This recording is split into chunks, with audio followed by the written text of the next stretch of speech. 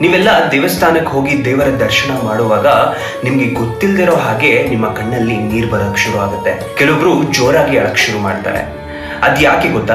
ಇದು ಅಷ್ಟಸಾತ್ವಿಕ ಭಾವದಲ್ಲಿ ಒಂದಾಗಿರೋದು. ಇದರಿಂದ ನಿಮ್ಮ ಆಧ್ಯಾತ್ಮಿಕ ಬೆಳವಣಿಗೆ ತುಂಬಾ ಚೆನ್ನಾಗಾಗುತ್ತೆ. ಇದನ್ನ ಭಕ್ತಿ ಯೋಗ ಅಂತಾನೂ ಕೂಡ ಕರೀತಾರೆ. ಈ ಸ್ಥಿತಿಯಲ್ಲಿದ್ದಾಗ ನೀವು ದೇವರ ಬಳಿ ಏನ್ ಕೇಳಿದ್ರು ಕೂಡ ನೆರವೇರುತ್ತೆ ಅನ್ನೋ ಮಾತಿದೆ.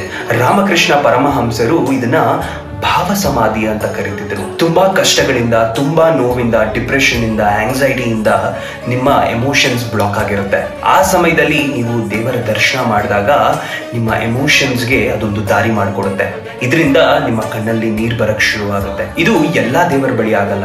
ನಿಮ್ಮ ಇಷ್ಟ ದೇವತೆ ಯಾರಿರ್ತಾರೆ ಅವರ ಮುಂದೆ ಹೋದಾಗ ಮಾತ್ರ ಈ ತರ ಕಣ್ಣೀರು ಬರುತ್ತೆ ಅಥವಾ ಅಳೋದು ಶುರುವಾಗುತ್ತೆ. ನೀವು ಯಾವತ್ತಾದ್ರೂ ದೇವರ ಮುಂದೆ ನಿಂತ್ಕೊಂಡಾಗ ನಿಮ್ಗೆ ಗೊತ್ತಿಲ್ದಿರೇ ನಿಮ್ ಕಣ್ಣಲ್ಲಿ ನೀರು ಬಂದಿದ್ಯಾ? ಹಾಗಾದ್ರೆ ನಿಮ್ ಇಷ್ಟ ದೇವತೆ ಯಾರು?